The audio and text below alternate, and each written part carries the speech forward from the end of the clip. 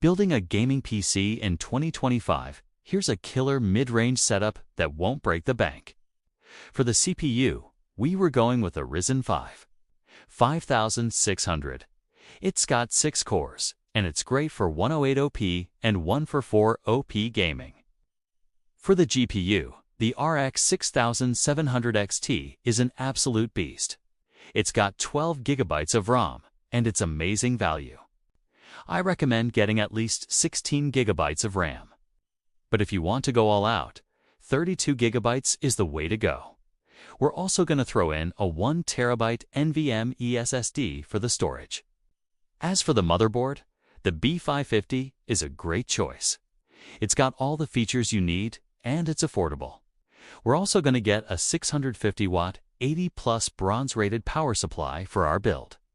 And finally, we put it all together in a case that fits your style and has good airflow.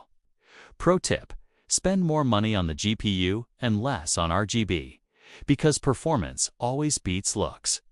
This build will run most modern games on high settings at 100 frames per second or more, making it perfect for serious gamers on a mid-range budget.